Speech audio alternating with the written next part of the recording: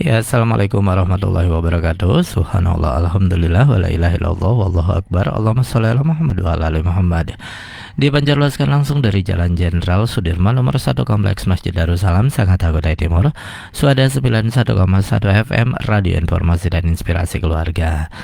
Bismillahirrahmanirrahim. Alhamdulillah sahabat saudara, pagi hari ini kita kembali dapat mendengarkan kajian subuh ceria langsung dari Masjid Darussalam Sangatta Kutai Timur bersama Ustadz Khairuddin Harahap SPDI dengan judul Langkah-langkah Mendidik Anak seri ketiga. Yuk kita dengarkan, tetap stay tune di sini. Ibadah kepada Allah Subhanahu wa taala, dan kemudian kita lanjutkan untuk kajian subuh.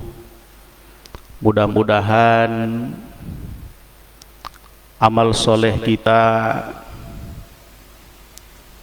dan kemudian kehadiran kita untuk menghadiri majlis ilmu adalah jalan yang memudahkan kita nantinya masuk ke dalam surganya Allah Subhanahu wa taala.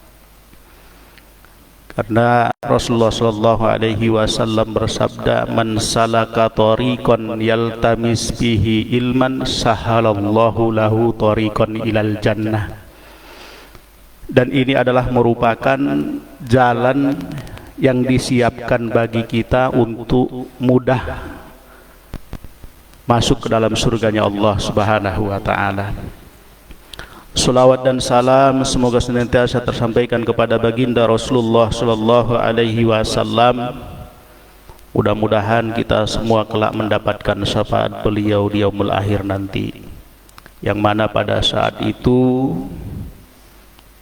tiada pertolongan kecuali pertolongan dari Allah Subhanahu wa taala, dan juga syafaat Rasulullah sallallahu alaihi wasallam, dan juga syafaat Al-Quran. Dan mudah-mudahan kita orang-orang yang mendapatkan syafaat beliau kelak nanti. Bapak Ibu jamaah salat subuh yang dirahmati Allah Subhanahu wa taala, pada pertemuan yang ketiga dalam materi tarbiyatul aulad pada hari ini, yang ingin kami sampaikan adalah terkait dengan tanggung jawab pendidikan. Kalau kita berbicara tanggung jawab pendidikan, maka di dalam buku Tarbiyatul Aulad fil Islam karya Nasi Ulwan, di situ ada kewajiban untuk memberikan pendidikan 7 hal ya. Yang pertama adalah pendidikan iman, yang kedua adalah pendidikan moral, yang ketiga adalah pendidikan rasio atau nalar, yang keempat adalah pendidikan fisik, yang kelima pendidikan kejiwaan, yang keenam adalah pendidikan sosial, yang ketujuh pendidikan seksual. Bapak Ibu jamaah salat subuh yang dirahmati Allah Subhanahu wa taala, kita akan coba membahas satu persatu, mudah-mudahan cukup waktunya. Bapak Ibu yang dirahmati Allah Subhanahu wa taala, saya mengulang firman Allah Subhanahu wa taala dalam Quran surah At-Tahrim, sehingga menjadi perhatian kita semua. Ya, di dalam surat At-Tahrim ayat 6 Allah Subhanahu wa taala berfirman, "Ya ayyuhallazina amanu qu anfusakum wa ahlikum nara wa quduhan nasu wal hizarah 'alaiha malaikatun ghilajun shidadul la ya'sunallaha ma amarahum wa yaf'aluna ma yu'marun." Hai orang-orang yang beriman, peliharalah dirimu dan keluargamu dari api neraka yang bahan bakarnya adalah manusia dan batu, penjaganya malaikat-malaikat yang kasar, keras, dan tidak mendurhakai Allah terhadap apa yang diperintahkannya kepada mereka, dan selalu mengerjakan apa yang diperintahkan. Maka di antara cara kita untuk menjaga keluarga kita adalah memberikan pendidikan. Dan tanggung jawab pendidikan ini seperti yang pernah kita bahas sebelumnya adalah tanggung jawab utamanya adalah ada pada kedua orang tuanya.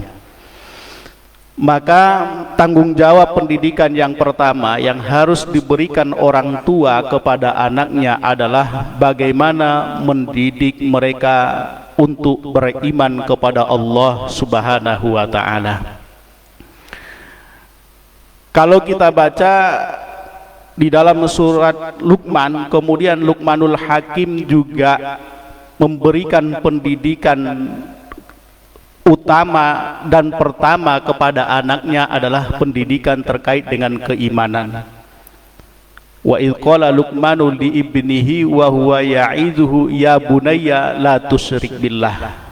Pendidikan keimanan dulu yang diberikan oleh Luqmanul Hakim kepada anaknya. Kemudian kalau Nabi Yakub juga bertanya kepada anak-anaknya, "Maja ta'buduna min ba'di?" Apa yang akan kalian sembah setelah aku? Maka di sini juga adalah pendidikan iman yang diberikan oleh Luqmanul Hakim kepada anak-anaknya. Kemudian anak-anaknya menyampaikan, "Na'budu ilahaka wa ilaha abaika Ibrahim." Bapak Ibu jamaah salat subuh yang dirahmati Allah Subhanahu wa taala, maka kalau kita baca juga di dalam Al-Qur'an, "Fa'lam annahu la ilaha illallah." Artinya di sini juga kita diperintahkan untuk belajar terkait dengan keimanan kepada Allah Subhanahu wa taala. Fa'lam, maka ketahuilah, annahu, bahwasanya dia la ilaha illallah, tiada Tuhan selain Allah Subhanahu wa taala. Maka yang pertama dalam bentuk pendidikan iman kepada anak, yang pertama adalah membuka kehidupan anak dengan kalimat la ilaha illallah. Dan saya yakin ini sudah kita lakukan semuanya. Karena saat anak lahir, maka orang tuanya mengadzankannya. Maka ini adalah merupakan pendidikan pertama juga yang ditanamkan oleh orang tua kepada anaknya. Saat anak lahir, yang dikenalkan pertama, kalimat yang didengar oleh anak adalah kalimat tauhid. Maka diadzankan.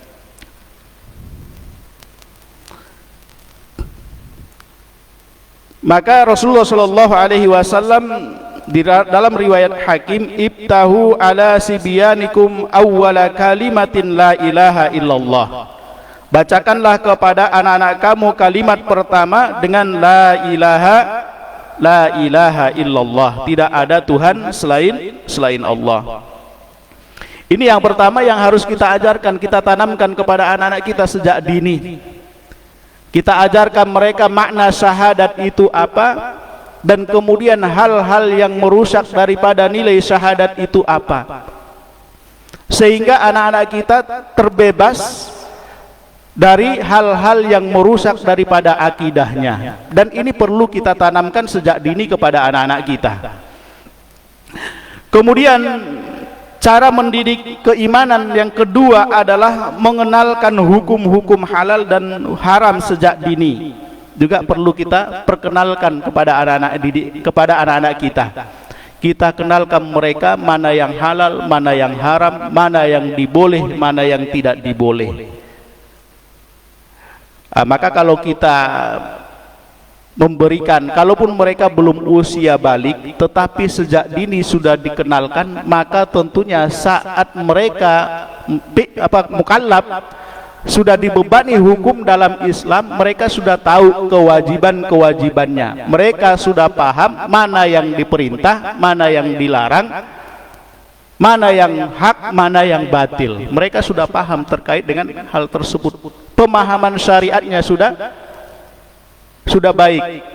Kemudian ketika mereka balik, ketika syariat hukum-hukum dalam Islam ini sudah diajarkan sejak dini, maka saat mereka dewasa nanti, kalau sholat sudah terbiasa dengan sholatnya dan tahu hukumnya, dan kemudian tahu mana yang membatalkan, mana syaratnya, mana rukunnya, dan seterusnya. Mereka memahami hal tersebut. Maka ini penting bagi kita, bagi orang tua, untuk mengajarkan sejak dini kepada anak-anak kita, kalaupun mereka belum balik. Misal kita contohkan anak perempuan, ya tentunya kalau usia 5 tahun itu belum kategori balik. Kalau kita berbicara hukum, tentunya mereka belum bebani hukum. Misal kita biasakan untuk menutup aurat saat mereka keluar rumah. Ini kan mengenalkan syariat Islam itu kepada anak-anak kita, kalaupun mereka belum usia balik. Dan ini adalah merupakan pondasi yang penting juga dilakukan oleh seorang tua dan kemudian seorang guru, seorang pendidik kepada anak-anaknya, mengajarkan mereka supaya taat kepada Allah Subhanahu wa taala, taat kepada hukum Allah Subhanahu wa taala.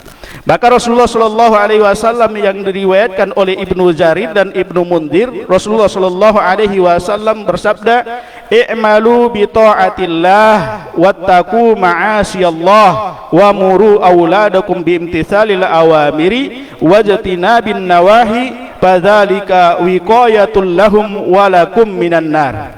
Ajarkanlah mereka untuk taat kepada Allah dan takut berbuat maksiat kepada Allah, serta suruhlah anak-anakmu untuk menaati perintah-perintah dan menjauhi larangan-larangan, karena hal itu akan memelihara mereka dan kamu dari api neraka.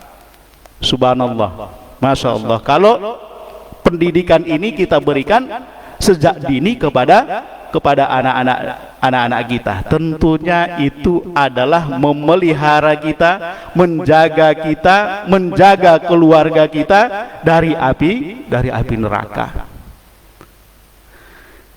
Itu cara yang kedua, supaya anak-anak kita tumbuh menjadi orang-orang yang kuat imannya kepada Allah Subhanahu wa taala. Kemudian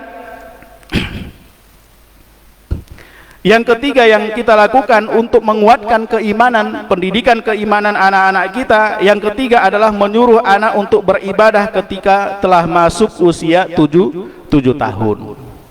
Dan ini sering kita dengar hadisnya, muru auladakum bis shalah wa hum abna'u sab'ina sinin wadribuhum 'alaiha wa hum abna'u 10 sinin wa farriqu bainahum fil madaji. Hadis ini familiar dan sering kita dengar, tetapi di dalam aplikasinya kadang-kadang kita sebagai orang tua kadang terlewat di dalam hal mendidik tentang sholat kepada anak-anak kita. Dan ini adalah penguatan bagaimana anak tersebut tahu bahwasanya dia memiliki kewajiban untuk beribadah kepada Allah Subhanahu wa taala sebagai Rabb-nya. Maka arti dari hadis ini, suruhlah anak kalian sholat ketika berumur 7 tahun dan pukullah mereka ketika berusia 10 tahun. Tapi pukulannya juga bukan pukulan yang membahayakan, ya. Pukulan yang berbekas, tetapi pukulan yang dimaksudkan di sini adalah pukulan untuk mendidik dan bukan memukul di bagian wajah, karena memukul di bagian wajah itu juga tidak diperkenankan, ada larangannya. Kemudian kalau 10 tahun dipukul, kemudian pisahkan dari tempat tidurnya. Ya, antara yang anak laki-laki dengan anak perempuan, kalau sudah berusia 10 tahun maka dipisahkan tempat tidurnya, jangan lagi dijadikan dalam satu tempat tidur. Maka ini penting buat orang tua dalam mendidik anaknya, ya utamanya dalam sholat, ya. Ya, tentunya di dalam mendidik sholat ini perlu juga qudwah dari orang tua, perlu contoh dari orang tua, bukan hanya menyuruh saja tapi tidak diberikan contoh. Kalau memberikan contoh tentunya orang tua itu mengajak, bukan memerintah. Ya. Maka kalau anak sudah berusia 7 tahun, maka kewajiban orang tua juga adalah untuk mengajak anaknya untuk sholat. Kemudian untuk mendidik mereka supaya keimanannya baik dan benar, di antara yang harus dilakukan oleh orang tua adalah mendidik anak untuk mencintai Rasul, keluarga, dan membaca Al-Quran.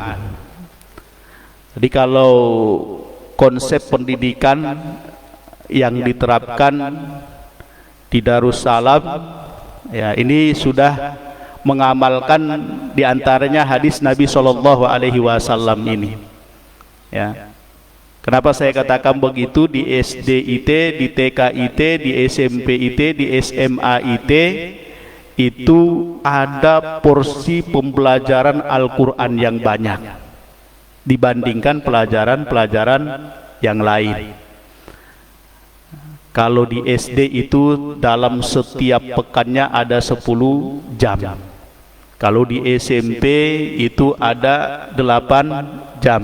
Di TK itu ada 10 jam. Ini kan porsi pembelajaran Al-Quran yang banyak gitu ya. Dan kemudian itu adalah bagian yang diperintahkan oleh Rasulullah Shallallahu Alaihi Wasallam di dalam melakukan pendidikan kepada anak-anak. Maka Rasulullah Shallallahu Alaihi Wasallam bersabda, "Adibu auladakum ala salasa hisal." Dari Ali radhiyallahu anhu ia berkata, Rasulullah sallallahu alaihi wasallam bersabda, didiklah anak-anak kalian dengan 3 macam perkara. Hubbu nabiyyikum, cinta kepada nabi kalian, wa hubbu ahli baitihi, dan mencintai keluarga Nabi sallallahu alaihi wasallam.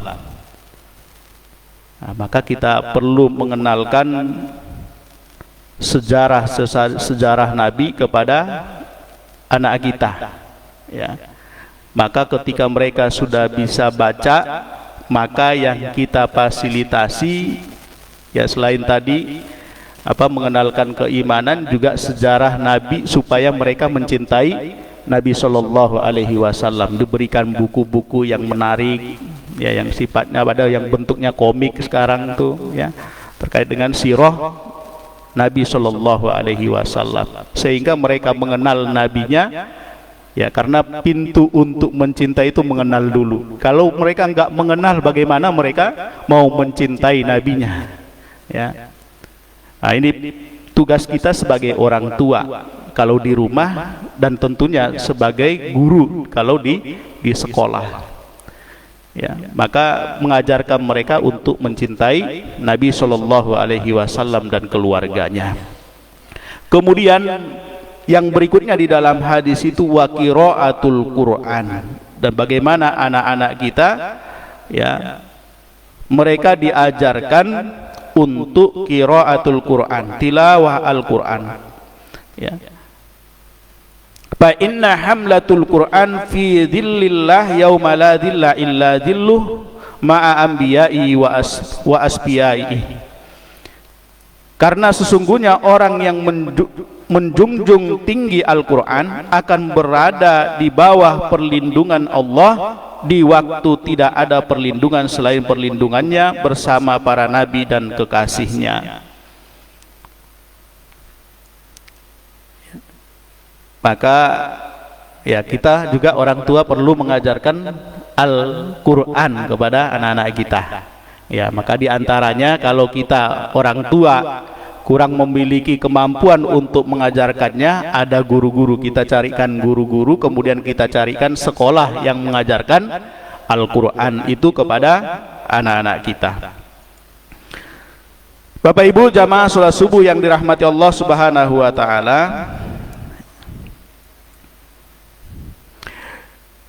Ibnu Sina, ya, dalam buku As-Siyasah ya, memberikan nasihat ya, agar seorang anak semenjak kecil sudah mulai diajari Al-Quran. Hal ini dimaksud agar ia mampu menyerap bahasa Al-Quran serta tertanam dalam hati mereka ajaran-ajaran tentang iman ya.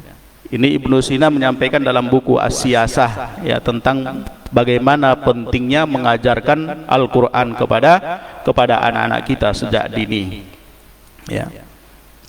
Maka kita sebagai orang tua ya, tadi pendidikan iman ini sangat penting. Maka ya, bagaimana mengajarkan dasar-dasar iman itu kepada anak-anak kita yang ada dalam rukun iman yang 6, tentunya ini perlu kita ajarkan kepada anak-anak kita. Dan kemudian ada juga rukun Islam, dan kemudian hukum syariat ya, cinta kepada keluarga Rasul ya, cinta kepada Rasul dan keluarganya, sahabat ya, serta mencintai Al-Quran. Dan perlu kita pahami bersama bahwasanya anak-anak itu lahir dalam keadaan fitrah, dalam keadaan suci. Maka yang mewarnainya adalah orang tuanya. Warna apa yang mau diberikan kepada anak itu adalah pilihan-pilihan dari orang tuanya.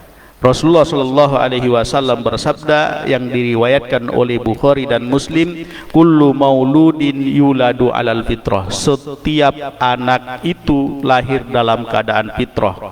Fa'abawahu yuhawidanihi au yumajjisanihi au yunassiranihi, maka orang tuanya lah yang menjadikan dia Yahudi atau Majusi atau Nasrani. Maka peran orang tua di dalam mendidik keimanan ini adalah sangat besar perannya ya.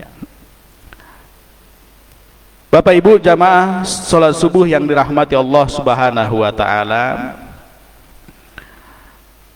maka kita sebagai orang tua perlu memiliki kehati-hatian ya, terkait dengan hal-hal yang menimbulkan rusaknya akidah dan akhlak anak-anak kita. Maka apa yang harus kita perhatikan? Yang pertama, menyerahkan pendidikannya ke lembaga-lembaga yang menjauhkan darinya dari akidah Islam. Ini harus kita hindari. Jangan sampai ya, kita menyerahkan pendidikannya ke lembaga-lembaga yang justru menjauhkan anak-anak kita dari nilai-nilai keimanan ya. Kemudian yang kedua yang harus kita lakukan sebagai orang tua untuk ya, menjaga anak-anak kita dari akidah yang rusak ya, kita harus ya, jangan sampai menyerahkan kepada pendidik yang jauh dari nilai-nilai keimanan, justru menanamkan nilai-nilai kekufuran atau sekuler. Ini juga harus kita hati-hati. Jangan sampai kita udah tahu ini di sana akan dididik begini dan masih kita berikan pendidikannya ke orang tersebut gitu ya. Kemudian yang ketiga ya, jangan sampai memberikan atau mengkaji buku-buku yang ditulis oleh sekuler dan materialis yang menyebabkan anak ragu terhadap hakikat keimanan dan agamanya ya, yang bisa juga menjadi penentang syariat ketika sudah besar. Naudzubillah, anak belum diajarkan pemahaman akidah dasar, tetapi bacaannya sudah buku-buku yang menjauhkan dia dari nilai-nilai keimanan ya. Kalau orang sekuler konsepnya kan ya, agama itu ya untuk pribadi saja dan kemudian di masjid saja gitu. Dalam hal yang lain ya nggak perlu dibawa-bawa ya. Sehingga kalau ini diajarkan, ditanamkan, kemudian diberikan, difasilitasi ya, tidak menutup kemungkinan ya, apalagi nanti tidak ketemu dengan guru yang kemudian membimbing dia lagi gitu untuk kembali ke jalan yang lurus ya. Maka bisa jadi besarnya nanti, maka tidak sedikit kalau kita lihat ya, kalau ditanya agamanya apa, tetapi seperti bencinya kepada syariat ajaran agama ini gitu, ya kan. Dan bapak-bapak dan ibu-ibu kalau lihat ya, mungkin sekarang kan teknologinya udah berkembang, bisa lihatlah gitu ya. Nah, tidak perlu disebut siapa gitu ya. Bapak ibu kalau buka YouTube atau buka apa namanya media-media yang ada saat ini, itu bisa dilihat siapa-siapa gitu ya. Ya. Tapi mereka mempertunjukkan betapa bencinya terhadap syariat ajaran agama ini gitu ya. Nah, kemudian yang harus kita hindari juga sebagai orang tua, membiarkan ya anak-anak kita dalam pergaulan bebas yang menjauhkannya dari keimanan dan syariat agamanya. Ya, pergaulan ini juga sangat menentukan perkembangan anak-anak kita. Ya. Kalau dia bergaul dengan yang baik, maka tentunya dia akan ikut baik gitu ya. Maka pergaulan ini, lingkungan ini juga sangat besar pengaruhnya terhadap tumbuh kembang anak. Kemudian jangan sampai juga ya kita membiarkan anak-anak kita bergabung dengan ya organisasi-organisasi yang memusuhi agama ini gitu ya. Ya ada ya. Nah, maka oleh karena itu Bapak Ibu yang dirahmati Allah Subhanahu wa taala, ya, maka kewajiban bagi kita orang tua dan pendidik, sekali lagi saya sampaikan, adalah untuk mendidik anak-anak kita ya bagaimana beriman yang benar kepada Allah Subhanahu wa taala. Ya, kita ajarkan mereka ada tauhid asma wa sifat gitu ya. Ya. Kemudian juga bagaimana beribadah yang benar ya, sehingga mereka bisa khusyuk ya, terlatih, terbiasa gitu ya di dalam menjalankan perintah salat. Kemudian selalu ingat kepada Allah Subhanahu wa taala. Bagaimana juga kita mengajarkan kepada anak-anak kita, mereka itu senantiasa ingat kepada Allah Subhanahu wa taala. Ya, di dalam di dalam buku Tarbiyatul Aulad fil Islam karya Nasi Ulwan, Sahal bin Abdullah As-Sauri berkata ya, Sahal bin Abdullah As-Sauri berkata, saat berusia 3 tahun ya, kemudian dia bangun malam, ketika itu aku melihat pamanku. Ia melihat pamannya yang namanya Muhammad bin Siwar ya, kemudian dia melihat pamannya ini sedang melakukan sholat ya. Kemudian Muhammad bin Siwar ini berkata kepada Sahal bin Abdullah As-Sauri ya, apakah engkau mengingat Allah yang telah menciptakanmu? Maka Sahal bin Abdullah As-Sauri menjawab, bagaimana aku mengingatnya ya. Kemudian pamannya tadi ya, Muhammad bin Siwar, kemudian berkata, ucapkanlah dengan hatimu ketika engkau berbaring di tempat tidurmu sebanyak 3 kali, Allahu ma'i, Allahu naziri ilayya, Allahu syahidi. Tapi ini bukan hadis ya. Nah, ini bagaimana seorang paman mengajarkan kepada keponakannya ya.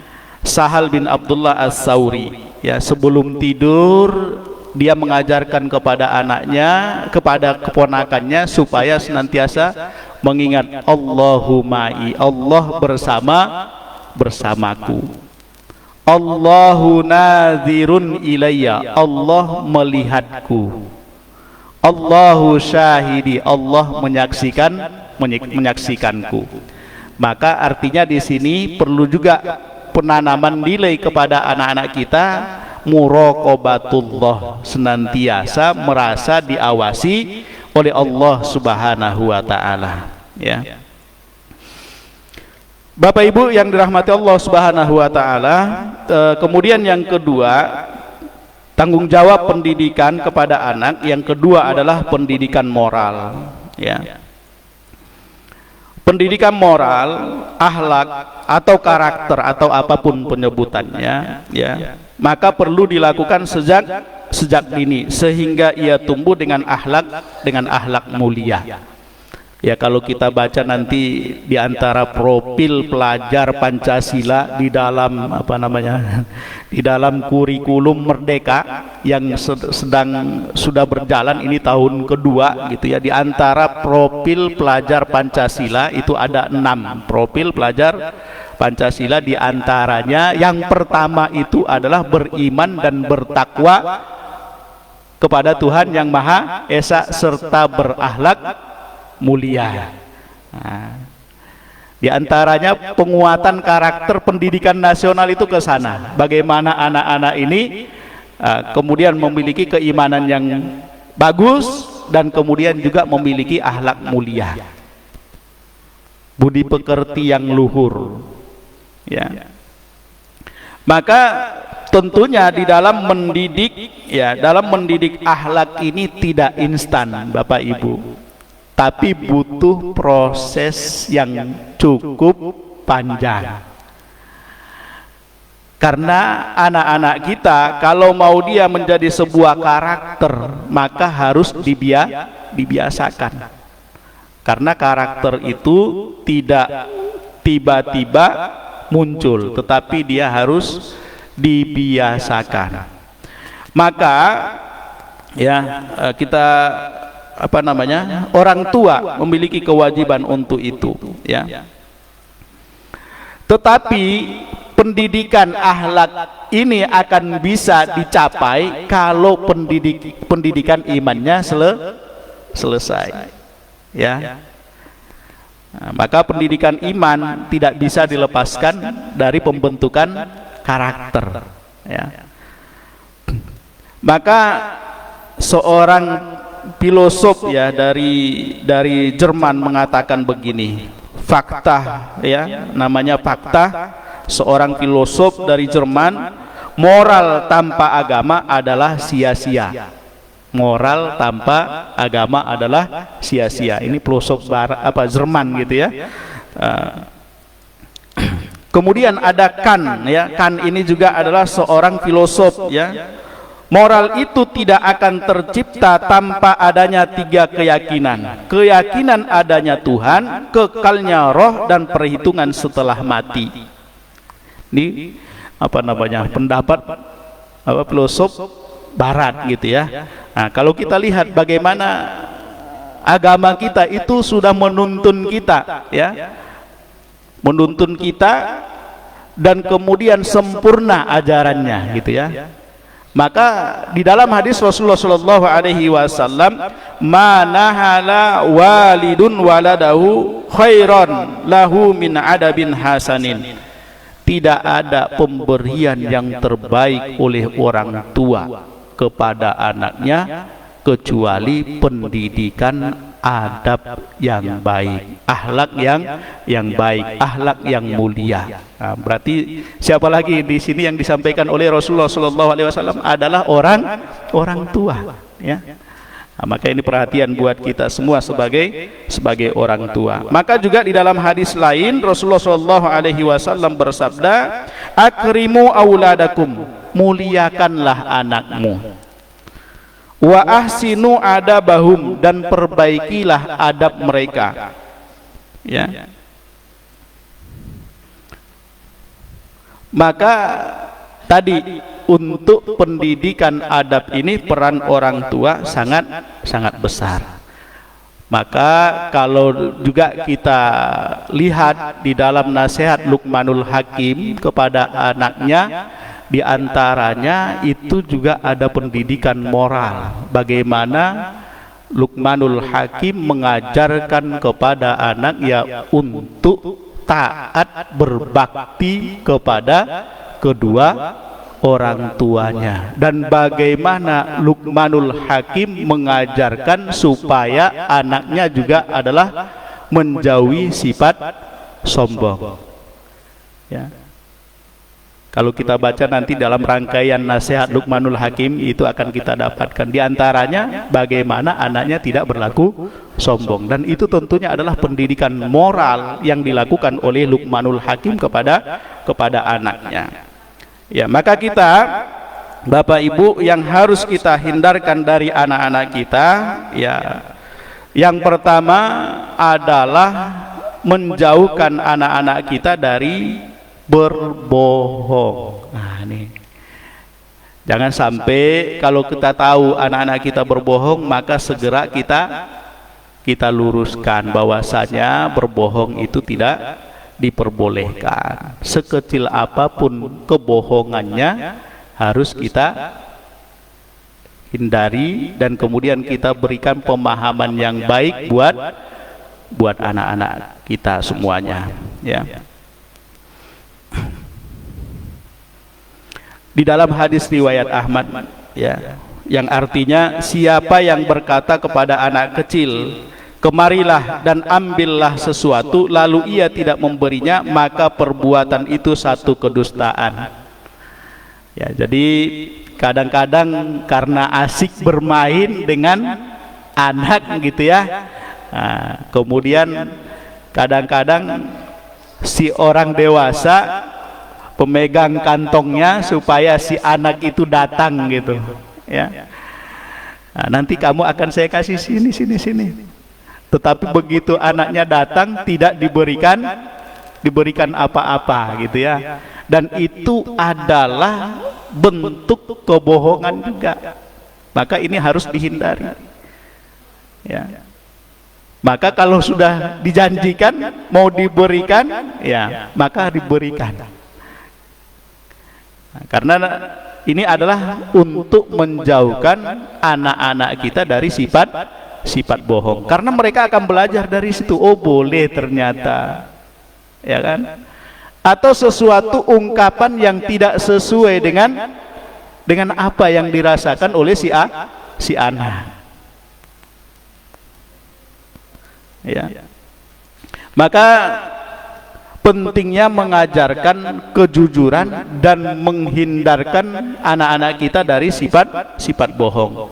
Maka Rasulullah Shallallahu Alaihi Wasallam bersabda dalam hadisnya, "Iyyakum wal kadziba fa innal kadziba yahdi ilal fujur wa innal fujura yahdi ilan nar wa innar rajula la yakdibu wa yataharral kadziba hatta yaktuba indallahi kidzaban." Ya. Jauhilah kebohongan, sebab kebohongan menggiring kepada keburukan, dan keburukan akan menggiring kepada neraka. Dan sungguh jika seorang berbohong dan biasa dalam kebohongan hingga di sisi Allah ia akan ditulis sebagai seorang pembohong. Naudzubillahi min dzalik. Kemudian ia menghindarkan juga anak-anak kita mengambil hak orang lain. Ini pendidikan yang perlu juga ditanamkan kepada anak-anak kita. Kalau mau pakai barang temannya, ngomong dulu, gitu.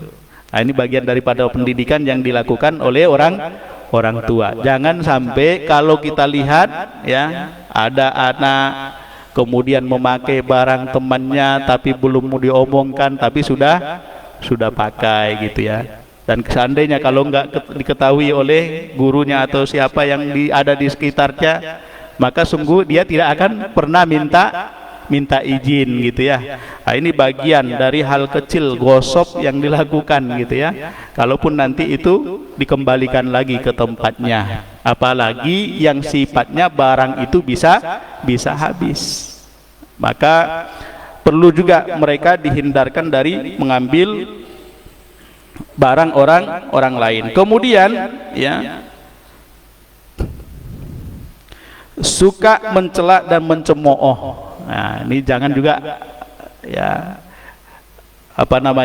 kita didik anak-anak kita jangan sampai suka mencela dan mencemooh, ya. Ya, biasanya kan anak-anak tuh ya namanya anak-anak gitu ya, tapi kalaupun namanya anak-anak kemudian bukan pembiaran ya. Ya, kadang dia suka usil sama temennya gitu ya. Nah, Apalagi ya saat ini kalau kita lihat anak-anak itu kadang-kadang temannya sebenarnya bisa saja gitu ya. Nah, tapi kadang-kadang gampang melontarkan kata-kata, ini mohon maaf saya sampaikan, bodoh kalau istilahnya anak-anak tuh, gampang mengucapin, mengumpat temannya dengan kata-kata bodoh gitu ya. Nah, ini cemoohan ya. Kemudian ya tentunya masih banyak ya cemoohan-cemoohan yang dilakukan oleh anak-anak sekarang ini gitu ya. Nah, diantaranya ya, maka Rasulullah Shallallahu Alaihi Wasallam ya di dalam hadisnya diriwayatkan mutafaqun alaih, sibabul muslimi pusukun wa qitaluhu kufrun, mencaci maki orang muslim adalah kefasikan dan membunuhnya adalah kekufuran. Ini harus juga kita tanamkan, nggak boleh mencaci, nggak boleh memaki teman gitu ya. Nah, kita ajarkan kepada mereka apa? Kasih sayang ya. Dan kemudian biasanya anak-anak itu juga suka ngolok orang tua temennya. Ini juga kalau kita baca dalam hadis, ini adalah bagian daripada dosa besar. Dan ini harus kita ajarkan kepada anak-anak kita. Karena jangan sampai mereka mengolok-olok orang tua lain. Ya. Nah, ini kalau di sekolah itu biasanya sebutan nama bapak ya. Tentunya kalau sudah diperolok bapaknya, kemudian pasti anak yang satu nggak terima, pasti akan kembali ngolok gitu ya. Nah, dicari tahu tuh itu nama bapaknya siapa gitu kan. Nah, setelah dapat kemudian nanti dia balas tuh. Maka inilah kata Rasul, ada anak yang mengolok atau mencemooh orang tuanya. Dan ini adalah bagian daripada dosa besar. Na'udzubillah, jangan sampai gitu ya. Hal ini terjadi kepada anak-anak kita ya. Dan kemudian kalau kita tahu ada informasi anak kita ini suka nyebut nama orang tua temannya dengan sebutan yang nggak pantas gitu ya, atau mengarah kepada perolok-olokan, bukan sifatnya informasi gitu, maka ini perlu segera untuk diluruskan oleh orang tua. Jangan sampai dibiarkan, karena sungguhnya kalau itu kita biarkan, sungguhnya kita biarkan dia sedang memperolok-olok diri kita sendiri sebagai orang tua. Dan ini penting ya, karena ini tidak apa namanya, sering terjadi gitu ya antara anak. Kenapa nak? Dia ngolok-ngolok bapak saya, nyebut nama bapak saya begini-begini. Nah, dengan sebutan ini saya nggak suka gitu ya. Nah, setelah kita ya akhirnya apa? Saling, ya itu tadi, saling mengolok. Ya, di dalam hadis Rasulullah Shallallahu Alaihi Wasallam, inna minal kabairi, sungguh dari dosa besar, bagian daripada dosa besar, ayyal'anar rajula walidayhi, adalah melaknat kedua orang tuanya. Ya, kila, maka mereka bertanya kepada Rasulullah Shallallahu Alaihi Wasallam, kila ya Rasulullah, wa kaifa yal'anur rajulu walidayhi, bagaimana orang atau seorang anak melaknat orang tuanya? Ya subbur rajulu, maka Rasulullah Shallallahu Alaihi Wasallam bersabda, ya subbur rajulu abar rajul fa yasubbu abahu wa yasubbu ummahu. Beliau menjawab, seorang mencela, melaknat ayah orang lain, kemudian orang tersebut membalas mencela ayah dan ibu orang yang pertama. Nah, ini naudzubillahi min dzalik. Ya, nah, ini penting pendidikan moral kepada anak-anak kita semua. Kemudian ya, kita harus menjauhkan anak-anak kita juga dari kenakalan atau penyimpangan moral ya. Ya, maka untuk pendidikan moral ini seperti yang saya sampaikan tadi, bahwasanya ini butuh pembiasaan. Ya, butuh pembiasaan. Misal ya, sifat karakter jujur, maka ini juga perlu dibiasakan sejak mereka kecil. Ya. Kemudian karakter apa lagi yang kita inginkan? Berkasih sayang atau berkasih sayang atau hormat kepada kedua orang tuanya. Juga ini perlu dilatihkan sejak kecil.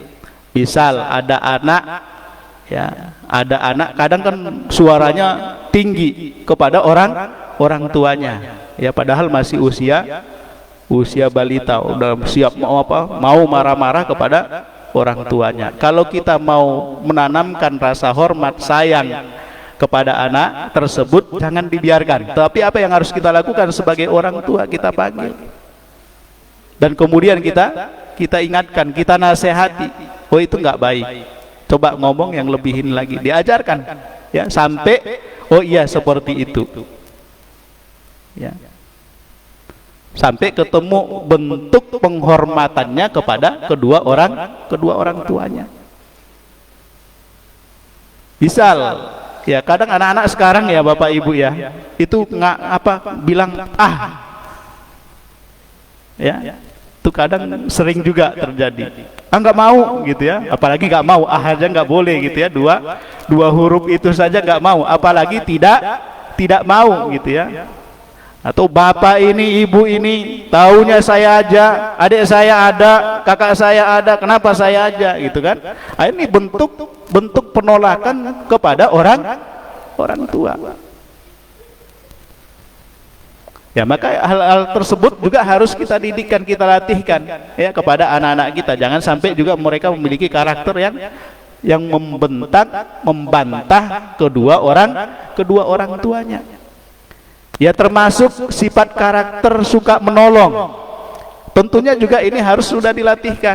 Misal kalau kita dalam perjalanan, ya, masuk masjid, cara mengajarkan mereka, ya, berimpak. Kemudian ketika ketemu dengan fakir atau miskin gitu, maka kita ajarkan mereka untuk berbagi. Itu diantara adalah cara kita untuk membangun karakter moral daripada anak-anak kita. Maka kalau kita mau tumbuh anak-anak kita dengan akhlak yang baik, moral yang baik, maka tentunya pembiasaan yang kita lakukan adalah pembiasaan yang baik. Misal kita kalau mau anak itu ramah, ya, membiasakan 5S yang ini sering kita dengar gitu, ya. Senyum, salam, sopan, senyum, sapa, sopan, santun gitu, ya. Kalau kita mau anak yang seperti itu, ya harus dibiasakan. Gak mungkin karakter itu melekat kalau tidak pernah dilakukan, ya. Tapi kalau itu dilakukan, maka ketika ketemu sudah diajarkan hadisnya tabassamu ka fi wajhi aika shadaqah. Dan kemudian diajarkan bagaimana cara melakukan senyum itu gitu. Maka ini akan menjadi sebuah kebiasaan. Kemudian kalau salam, bagaimana cara mengucapkan salam juga sudah dibiasakan, maka itu akan menjadi terbiasa. Sapa, bagaimana menyapa yang baik saat bertemu. Kalau itu sudah diajarkan, nanti itu akan menjadi sebuah kebiasaan. Maka anak kita dikenal dengan apa? Sifat karakter ramah. Nah, kalau tadi suka menolong, berarti anak kita dikenal dengan sifat karakter peduli. Ada sampah, peduli kepada kebersihan, itu nggak akan mungkin terwujud kalau tidak dibiasakan anak-anak kita. Ada sampah, ya, misal nih, kalau kita mau mengajarkan karakter bersih kepada anak-anak kita, ya, kalau dia nggak terbiasa, begitu lewat ada sampah dilewatin saja. Tapi kalau anak yang sudah diajarkan mulai sejak dini peduli terhadap kebersihan, maka saat dia melihat sampah maka diambil.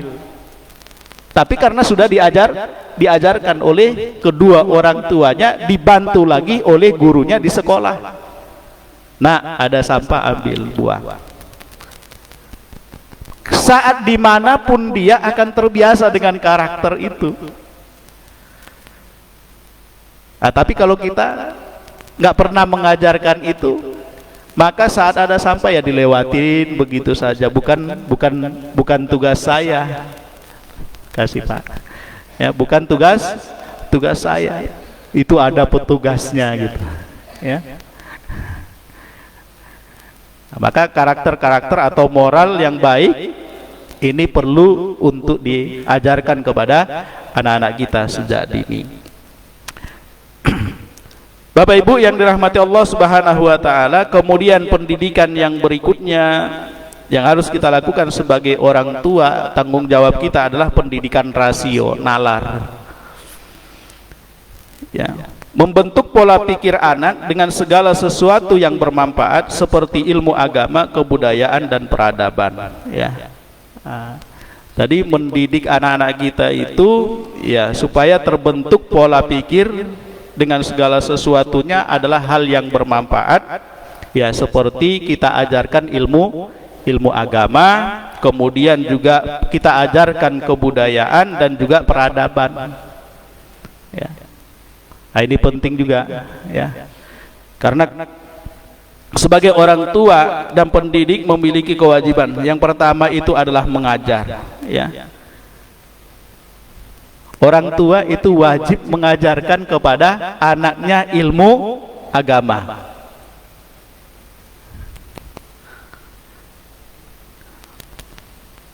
Baik Bapak Ibu yang dirahmati Allah Subhanahu wa taala, barangkali kajian subuh kita pada hari ini saya cukupkan, ya. Untuk berikutnya nanti akan kita lanjutkan jika ada waktu. Ya, masih ada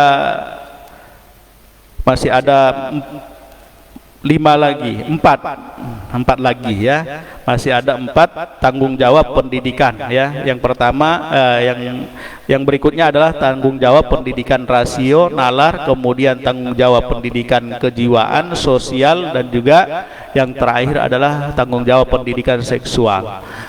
Barangkali ya pada pagi hari ini yang bisa saya sampaikan, mudah-mudahan ada manfaatnya buat saya khususnya dan kepada kita semuanya. Mudah-mudahan kita bisa memberikan pendidikan yang terbaik buat anak-anak kita semua, sehingga mereka tumbuh dan berkembang dengan baik, sehingga menjadi penyejuk hati kita nanti, dan yang akan senantiasa membersamai kita juga bukan hanya di dunia tetapi juga di akhirat kelak nanti di dalam surganya Allah Subhanahu wa taala.